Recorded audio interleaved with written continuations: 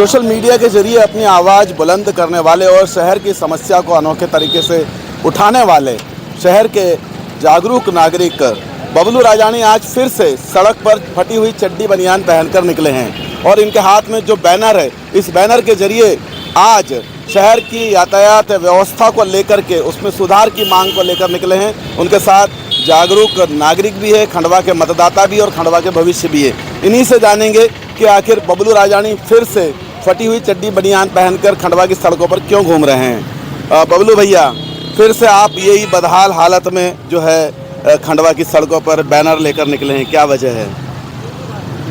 मेरा सबसे पहले उद्देश्य हमारी जनता को जगाना कि हमें भारी मतदान करना है ताकि हमारा ध्यान खंडवा शहर का जो नाम है उस पर ध्यान लोगों का आकर्षित हो, अच्छे ईमानदार नेता को पता पड़े कि ज़मीनी हकीकत क्या है। तो उसके लिए हमें, जैसे सरदार भगत सिंह जी ने असेंबली में बम फोड़ के क्रांति की एक ज्वाला उत्पन्न की थी, उनकी सोच के अनुसार ही हम ये काम कर रहे हैं आगे, ताकि खंडवा शहर का नाम लोगों की ज़बान पर आए कि क्या है खंडवा में। तो पहला तो हम सबसे पहले कोशिश करेंगे कि भारी से भारी मतदान हो, और इस लेवल का मतदान होना चाहिए कि हर पेपर, हर न्यूज़, हर सोशल मीडिया पे नाम खंडवा शहर का आना चाहिए कि ऐसा क्या है खंडवा में कि एकदम से जागरूकता आ गई। तो मतदान जागरूकता के लिए ये माहौल और ये हुलिया बना रखा है या कुछ और भी वजह है?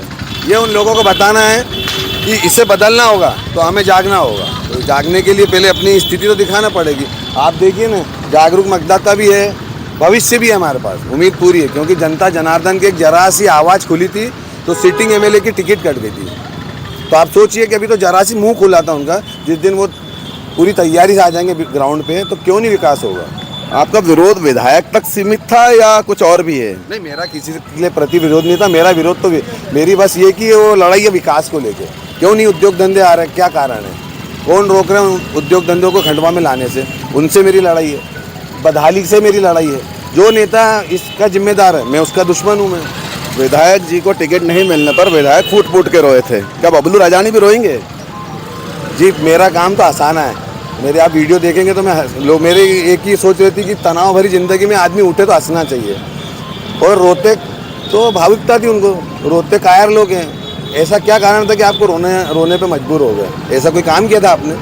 आप उनको पश्चाताप हो रहा था कि नहीं यार, मैं पहले जाग जाता तो आज जनता जनार्दन मेरे को सर पे बिठा के घुमाती। जनता जनार्दन सर पर उठाकर घुमाती। आपका जो मुहिम थी वो मुहिम तो सफल हुई, लेकिन एक चीज़ जो है, कल एक नई खिचड़ी पकी थी।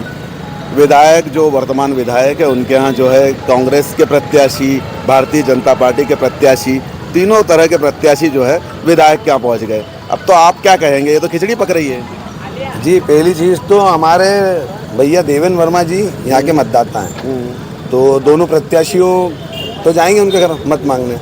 तब वो किस लेवल से गए थे वो भगवान जाने, लेकिन हाँ, कल भी वो दुखी हुए थे, उन्हें पश्चाताप हुआ था। उन्होंने हाथ जोड़कर हमारी बड़ी बहन कंचन दीदी से माफ़ी मांगी, हमारे बड़े भैया कुंदन मालविया जी से माफ़ी मांगी। तो ये उनका बड़प्पन है। देखिए आगे आगे विकास के लिए हो सकता है आप जाग जाएं।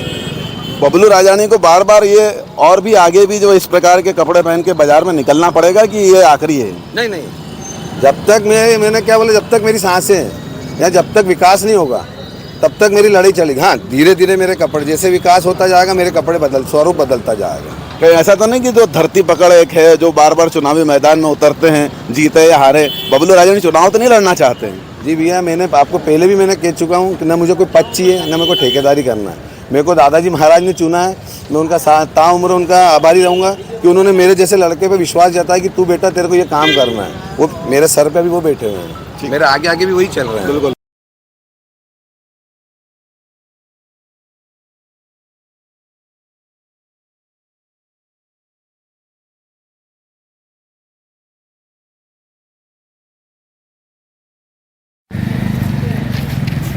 अभी हमने वहाँ कप्तान साहब से निवेदन करके आए हैं, ये हमारे खंडवा शहर की सभ्यता है। हम हमारे डीएसपी साहब, ट्रैफिक डीएसपी साहब से भी निवेदन करेंगे कि इस बदहाली पर जल्दी एक्शन लिया जाए। हम आशा करते हैं कि इस बदहाली से हमें बचाएंगे ट्रैफिक की।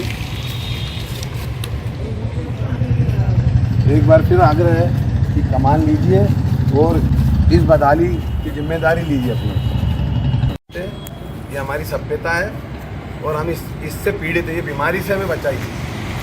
आप भी डॉक्टर ही हैं, आशा करते हैं कि जल्दी ट्रैफिक की जिम्मेदारी देंगे और हमें इस बीमारी से बचाएंगे।